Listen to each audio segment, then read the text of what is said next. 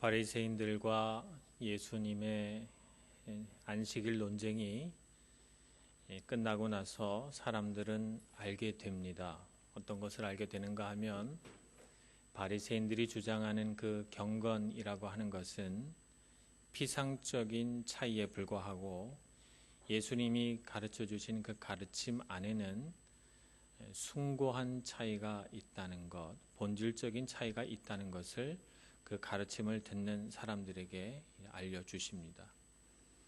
안식일 논쟁 후에 예수님께서는 평지에 서셔서 그를 향해서 모여오는 수많은 무리들과 제자들을 향해서 하나님 말씀을 선포하시기 시작하는데, 오늘 우리가 읽은 이 오늘의 본문 말씀은 그 예수님의 평지 설교에 해당되는 그 주옥같이 아름다운 그 말씀들의 서론격이다, 이렇게 말할 수가 있습니다. 그래서 하나님께서 예수님을 이 땅에 보내셔서 예수님을 통해서 전달하시고자 하는 그 메시지가 이 평지 설교 안에 대부분이 수록이 되어 있는데, 예수님께서 이 말씀을 전하시기 전에 어떤 일을 하셨고 또 그 가르침이 우리에게 주는 의미가 무엇인지 오늘 같이 묵상해 보고자 합니다. 우리가 첫째로 알아야 할 것은 예수님의 가르침은 사랑의 표현이다 라고 하는 것을 우리가 알아야 합니다.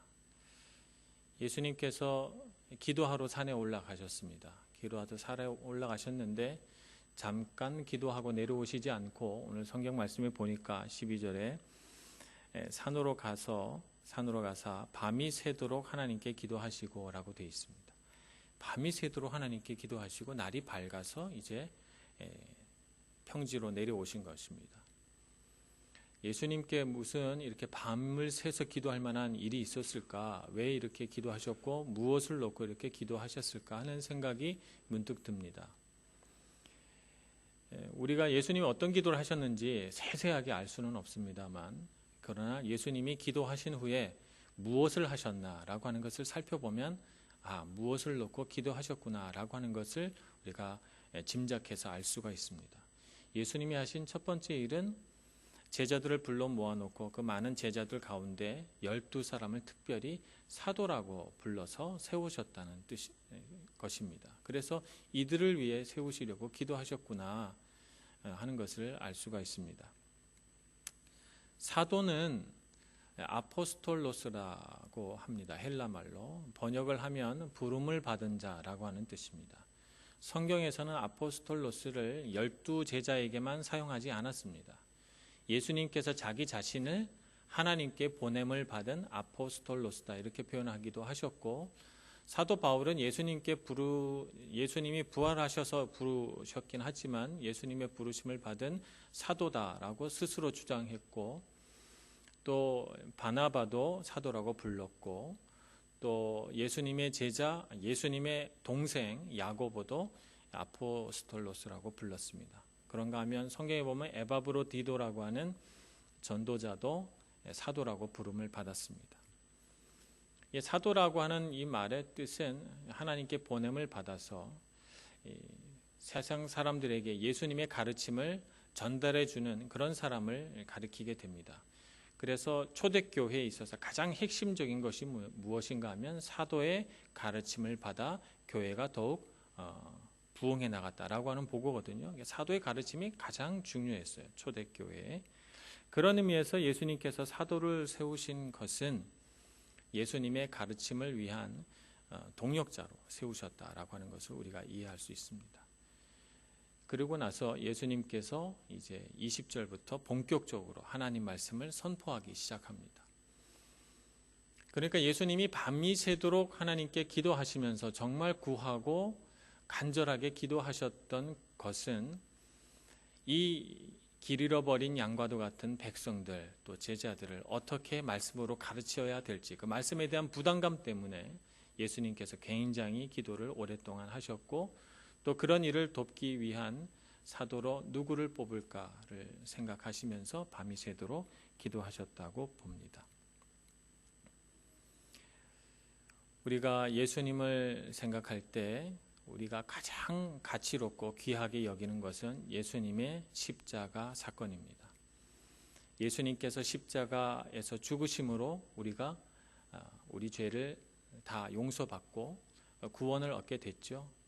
그래서 교회에 나왔다라고 말할 때, 하나님을 믿는다라고 말할 때 우리에게 가장 가치로운 것은 예수님의 그 십자가 죽음이고 그것이 우리에게 주는 의미라고 말할 수가 있습니다.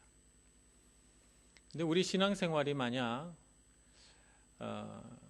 예수님의 십자가 사건, 곧 우리가 구원받는 것에만 가치를 두고 있다면 우리는 더 이상 신앙생활 하면서 열정이나 어떤 기쁨을 누리기가 어렵습니다. 왜냐하면 나는 이미 구원받았기 때문에 내가 이제 더 어떻게 할 일은 없는 것이죠.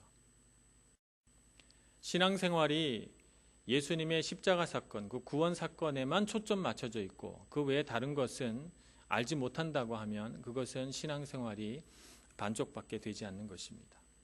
우리가 예수님의 십자가 사건만큼 귀하게 여겨야 할 것이 있는데 그것이 바로 예수님의 가르침입니다. 예수님께서 무엇을 가르치셨고 과연 그 가르침이 우리의 삶에 어떤 의미가 있고 과연 그 가르침대로 살고 있는가라고 하는 것이 우리에게 주는 매우 가치로운 의미가 있습니다. 그래서 예수님의 십자가 사건만큼 예수님의 가르침은 중요하다 이렇게 볼 수 있는 것이죠. 그런데 예수님의 가르침은 사랑의 표현이다 이렇게 말씀을 드린 것은 얼마든지 우리를 예수님을 통해서가 아니라 얼마든지 우리를 하나님의 뜻대로 가르칠 수가 있습니다. 구약 성경에 보면 하나님께서 때로는 환상으로, 때로는 계시로, 때로는 선지자들을 보내서 얼마든지 가르치셨습니다. 굳이 하나님께서 사람의 몸을 입고 이 땅에 내려오실 필요가 없지요. 그런데 하나님은 그렇게 하셨습니다.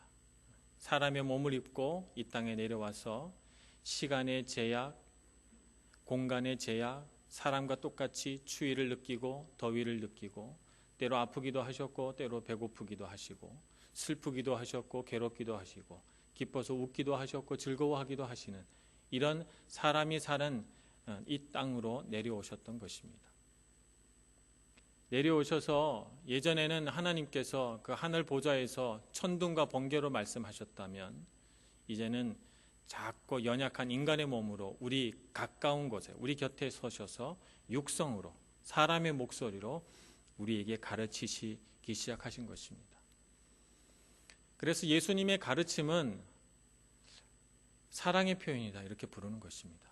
우리 곁에 내려오셔서 우리와 같이 되셔서 우리의 귀에 직접 말씀해 주셨기 때문에 예수님의 가르침이 그래서 그냥 가르침, 지식 그 이상인 것입니다.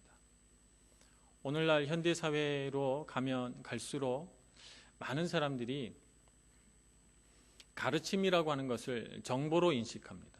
정보사회가 되니까 지식과 정보를 내가 이제 얻어서 그것을 내가 소유하면 된다고 생각을 해서 가끔씩 성경에 있는 예수님의 가르침도 지식과 정보로 인식하는 경우들이 있습니다.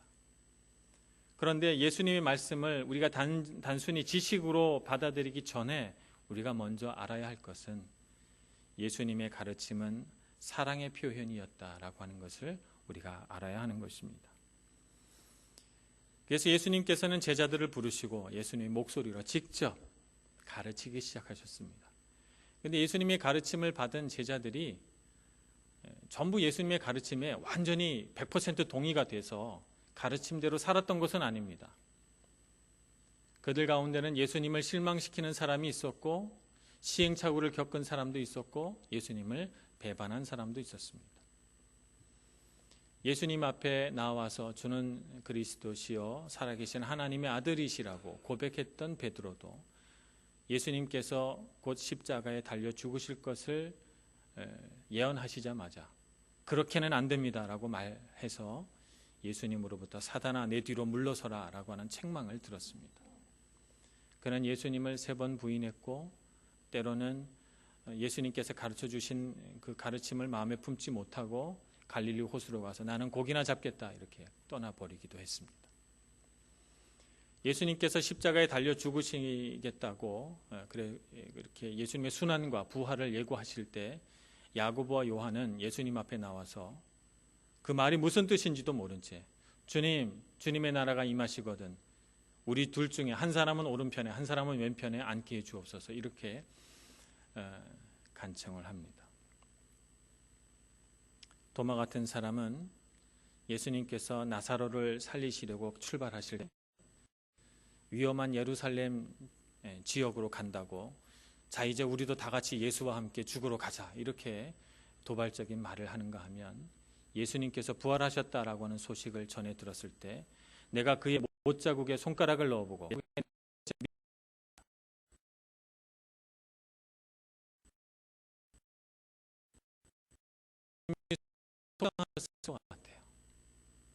정말 사랑하는 마음으로 이 땅에 내려오셨고, 예수님이 친히 이름을 불러 세운 제자들, 그들에게 마음을 다해서 가르치셨는데, 그러나 제자들이 예수님 마음만큼 예수님에게 그 가르침을 다 수용하고 반응한 것은 아닙니다.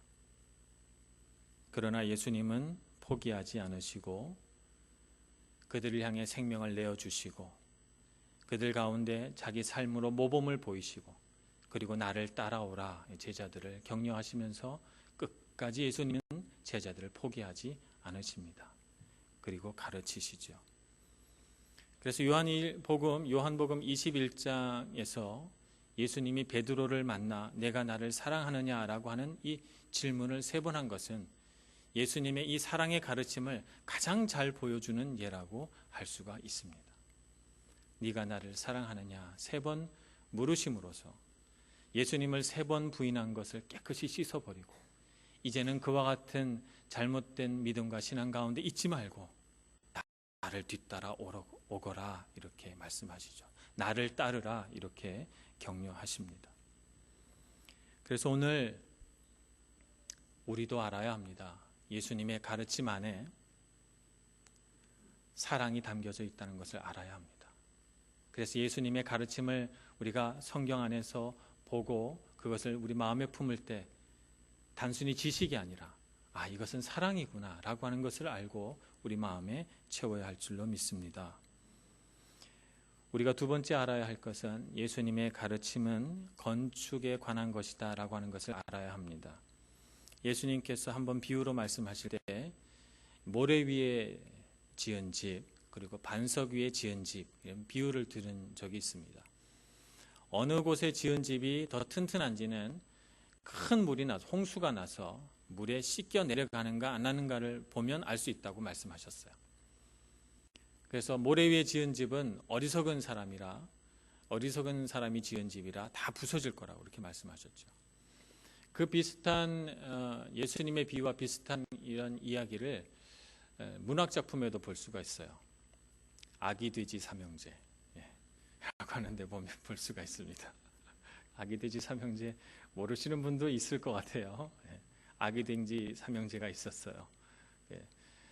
첫째 돼지는 풀과 짚으로 집을 짓고, 둘째 돼지는 나무로 집을 짓고, 셋째 돼지는 벽돌로 집을 지었어요. 어느 날 크고 무서운 늑대가 와서 문을 열으라고 합니다. 풀로 집을 지은 이 아기 돼지는 문을 열어주지 않아요. 그랬더니 늑대가 앙 하고 소리를 지르면서 바람을 부니까 다 날아가 버렸어요. 도망을 가죠. 나무집으로 갔어요. 나무집 앞에서 문을 열라고 합니다. 문을 안 열어주니까 또 이 늑대가 소리를 지르면서 바람을 불었어요. 나무집도 쓰러졌어요. 사이에요. 알고 계신데 제가 또 말씀을 드렸습니다만, 우리가 알 수 있는 것은 지혜로운 건축자와 어리석은 건축자가 있다는 것입니다. 우리가 집을 건축하는 이 이야기 속에서 그 집을 다른 단어로 바꿔볼 수가 있습니다. 어떤 단어로 바꿔볼까요? 우리의 영, 우리의 성품, 우리의 인생, 이런 단어로 바꿔볼 수가 있습니다. 우리의 인생을 어떤 기반 위에 지을 것인가? 우리의 성품을 지어갈 때 어떤 재료로 지어갈 것인가? 굉장히 중요한 것입니다. 지혜로운 사람은 반석 위에 집을 짓고 또 좋은 재료로 그 집을 지어서 아름다운 성품을 완성할 것이고 아름다운 인생을 건축할 것입니다. 그러나 어리석은 사람은 어느 기반 위에 지어야 할지 알지 못하고, 그리고 또 어떤 재료로 건축을 해야 될지 분별하지 못합니다. 그러나 우리 인생에는 반드시 폭풍우가 옵니다. 어느 누구도 예외 없이, 이 세상을 살아가는 누구에게도 예외 없이 어느 한순간 폭풍우가 오는 것을 경험하게 됩니다. 그 폭풍우가 오게 되면 알게 되지요. 어느 집이 지혜롭게 잘 지은 집인지, 어느 집이 어리석게 지은 집인지 알 수 있게 됩니다. 그래서 우리는 우리 자신이 어떤 집을 짓고 있는지에 대해서 스스로 책임질 수 있어야 돼요. 물론 내가 지은 집에 대해서 다른 사람에게 책임을 전가하고 싶은 생각이 들기도 합니다. 왜냐하면 내가 이렇게 보잘것없는 집을 지은 이유는 그 누군가가 나에게 상처를 주고 그 누군가가 나를 잘 인도해 주지 못했고 내 삶의 형편이 그렇게 하지 못했다라고 끊임없이 어떤 상황이나 어떤 사람에게 책임을 돌리고 싶은 마음이 우리 안에 자꾸 일어나지만, 그러나 우리가 분명하게 알게 되는 것은 자기 집에 대하여 자기 자신밖에 책임을 질 수 없다는 거예요. 내가 어떤 재료로 어디에다 집을 지었는지는 그것은 각자 우리 자신의 몫이 되는 것입니다. 그래서 우리는 견고하고 튼튼한 우리 인생의 집을 짓기 위해서 예수 그리스도를 믿는 그 믿음 위에 우리 집을 지어야 합니다. 그 반석 위에 집을 지어야 되고, 우리가 그 집을 지을 재료는 어디서 구할 것인가? 예수님의 가르침 안에서 그 재료를 구해야 하는 것입니다. 그래야만 우리의 집이 견고하고 튼튼해지게 되는 것이죠. 어떤 집에 피아노 선생님이 피아노를 가르치러 왔습니다. 이 선생님은 독일계 선생님이에요. 제가 독일 사람에 대한 편견이 있는 것은 아닙니다. 제가 독일어를 전공했기 때문에 저는 독일을 아주 좋아합니다. 일반적으로 독일 분들은 조금 엄격하고 어떤 일을 하게 될 때 굉장히 철저하게 하는 그런 성향이 있지 않아요? 이 선생님도 그랬어요. 그래서 굉장히 피아노를 가르칠 때 엄격하게, 그러니까 아이들이 재미가 없죠. 재미가 없어서 피아노를 안 배우고 싶은데 선생님이 너무 무서우니까 안 배우고 있다는 말을 못 하는 거예요. 그래서 계속해서 엄격하고 무서운 선생님 앞에서 피아노를 계속 배웁니다. 어느 날 아이들이 음악에 대해서 이제 흥미를 잃어간다는 것을 선생님이 알게 돼서 내가 오늘 너희들에게 피아노를 연주해 주마 이렇게 말합니다. 그래서 라흐마니노프의 피아노 곡을 연주하게 됩니다. 저도 라흐마니노프를 아주 좋아해요. 피아노 협주곡 1번인가 그걸 제가 굉장히 좋아하는데, 이 선생님이 라흐마니노프의 피아노 연주를 한 것이죠. 얼마나 아름다워요. 그 선율이 피아노 위에서 장중하게 울려는 것을 이 아이들이 넋을 잃고 봅니다. 와, 어떻게 이렇게 아름답게 연주할 수 있지? 이렇게 넋을 빼놓고 있을 때 선생님이 연주를 다 마치고 이렇게 말하죠. 만일 너희가 나를 믿는다면, 내 손에 너희를 맡긴다면, 내가 너희의 시킨 일을 너희들이 다 한다면 언젠가는 너희도 내가 하는 것을 할 수 있을 거야. 언젠가는 너희 안에 음악이 있게 될 거야 라고 말해줬습니다. 세월이 지나고 이 선생님이 가르칠 시간이 다 돼서 이제 헤어지게 됐어요. 그때 아이들은 이 선생님에게서 새로운 사실을 알게 됩니다. 이 선생님의 손이 항상 이렇게 갈고리처럼 이렇게 구부러져 있었거든요. 그래서 선생님 손이 되게 무섭다 이렇게 생각을 했는데, 알고 봤더니 선생님이 만성 류마티스 관절염을 앓고 있는 것입니다. 여러분, 류마티스 관절염을 앓고 있는 분을 보신 적이 있으십니까? 저는 몇 번 본 적이 있는데 관절마다 염증이 생겨서 관절이 붙어버립니다. 그래서 손가락이 이렇게 굳어서 갈고리처럼 되는 것이죠. 때로는 비틀어져 버리기도 합니다. 그런데 이 염증이 생기면서 뼈가 붙을 때 굉장한 통증이 와서 정말 이런 병은 되도록이면 갖지 않는 것이 좋겠다라고 말할 수 있는 병들 중에 하나입니다. 말할 수 없는 이 관절의 고통이 있어요. 잠을 못 잘 정도로.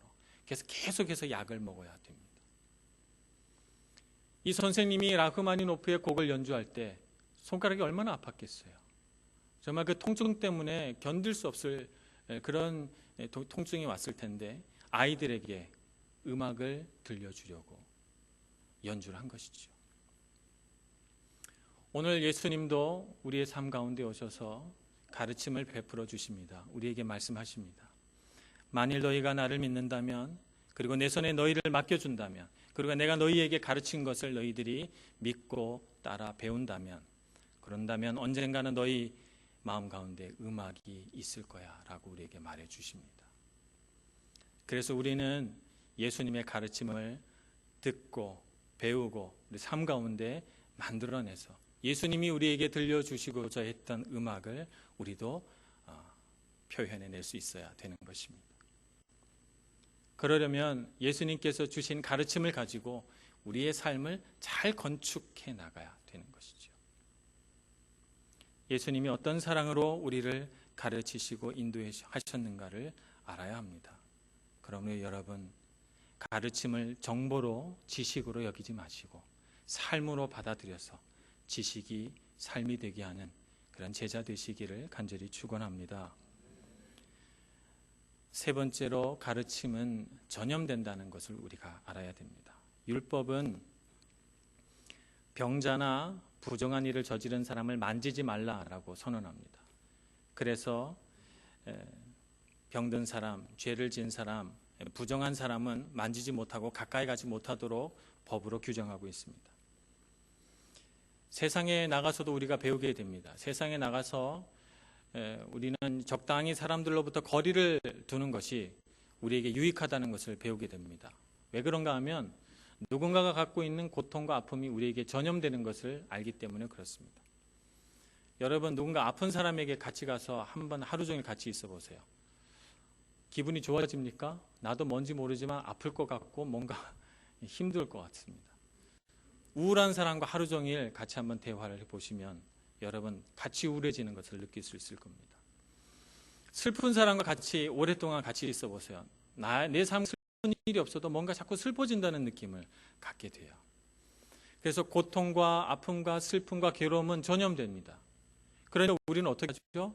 아프고 슬픈 사람이 있으면 적당히 위로해 주다가 밀어냅니다. 거리를 둬야 되겠다. 안 그러면 내가 힘들어지니까.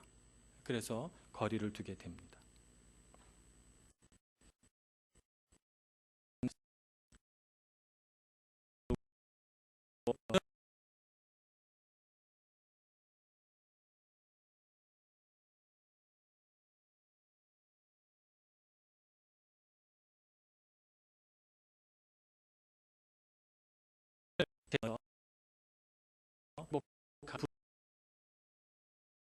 부르니까 그렇지 않습니다.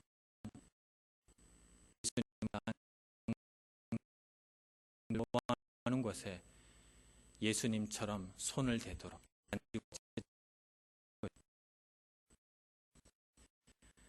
좋은 것만 전염되는 것은 아닙니다. 좋은 것도 전염됩니다. 웃음도, 희망도, 믿음도, 신뢰도 전염됩니다.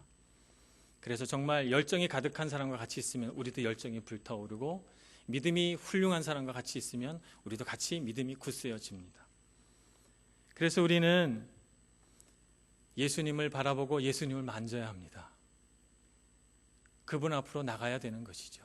그분 안에 그 충만한 생명력을 우리에게로, 그분 안에 있는 하나님을 향한 확고한 믿음을 우리에게로, 그분 안에 있는 뜨거운 사랑을 우리에게로 가져오기 위해서, 그분에게 전염되기 위해서 우리는 그분을 만져야 하고 그분 앞에 나가야 합니다.